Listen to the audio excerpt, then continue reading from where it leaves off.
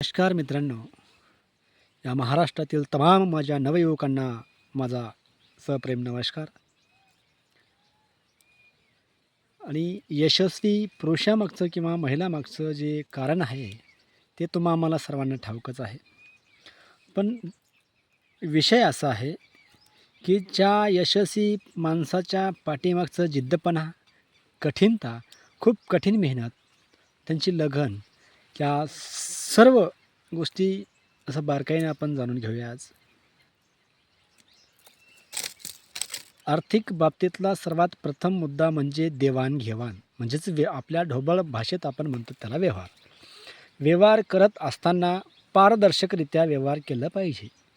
म्हणजे असं, जर एखाद्या आता सध्याच्या काळात खूप प्रचलित अशी प्रथा आहे, एकमेकांचं जर उष्णपाष्ण जर करत असेल तर तो व्यवहार सगळं डबघाईस लागेल. म्हणजे असं, एखाद्या ए मित्राने जर बी मित्राला त्याला वापरण्यासाठी ₹1,00,000 दिले, तर बी मित्राचं कर्तव्य असं असते, की व्यवहार ज्या तारखेला ठरलेला असते त्याच्या आधी किंवा त्या तारखेला त्याला रिटर्न करायचा असतो. परंतु काळ असा आला आहे सध्याचं, जी तुम्ही त्याला मित्रात दिल्या किंवा इतर व्यक्तीला दिल्या, तर तो उलट दिशेनं त्यांचं हालचाल चालू आहे. बघ पाहू ना, आपण न दिल्यावर काय करता येईल? हां, जाऊन जाऊन काय करेल ते पोलीस स्टेशनवरती जाईल आणि त्याच्यानंतर दुसरं काय करणार आहे? हां, केस वगैरे करेल, त्याच्या पलीकडच्या भानगडीत नाही. शासन आपल्याला काय फाशी देत नाही आणि यांचे पैसे आपण दिल्याशिवाय हो आणि द्यायचं काही नाही. अशा अनेक बाबी असतात. मग त्यासाठी व्यवहार हा पारदर्शकरित्या असायला पाहिजे.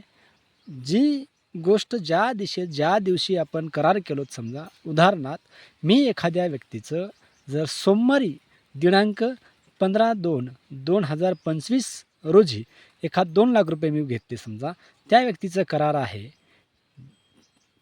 3 मार्च 2025ला, तर तब्बल 1 महिन्यानंतर त्याला जे काही आपण बोललो सरळरित्या परत करणं हे माणसाचं धर्म आहे.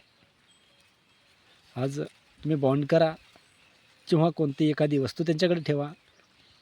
हा काळ सध्या एकमेकाचे ते असे आधीच्या काळी एकमेकास सहाय्य करू, अवघे धरू सुपंथ. आता एकमेकाचे सहाय्य करायचं विषय नाहीच आणि ते सुख आणि चांगल्या मार्गानं तर जायची 99% लोकांची नीतिमत्ता नाही. ज्या माणसाच्या नीतीचा जो व्यक्ती कोणाचा ₹1 बुडवत नाही, त्या माणसाचं कुठंही आणि कोण्याही ठिकाणी त्याचं काम होतं. कारण असं आहे कारण असं आहे, त्या माणसाचं चेहरा पाहिला जात नाही. त्या माणसाची गरिबी पाहिली जात नाही. पण त्या माणसाची नैतिकता मात्र नक्की पाहिली जाते.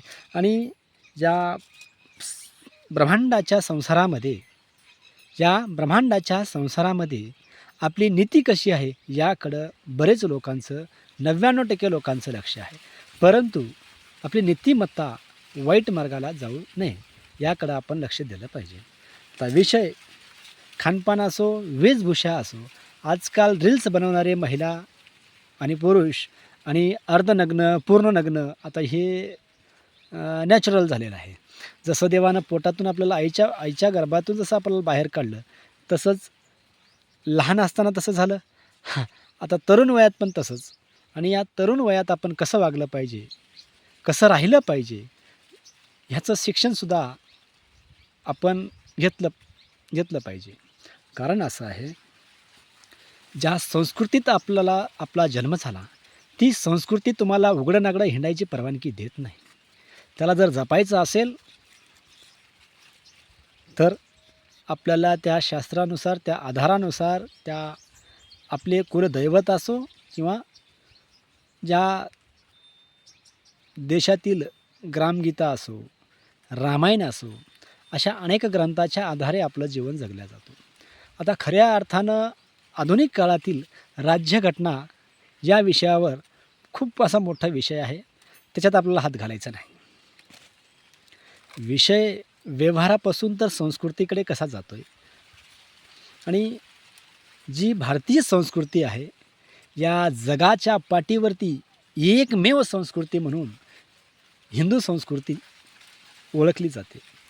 मित्रांनो, विषय असा आहे, अमेरिकेमध्ये एकेकाळी खूप मोठा देश, जशी प्रगतशीलता, जशी विज्ञानबाजी, अशा अनेक गोष्टीत अमेरिका हा देश पारंगत आहे.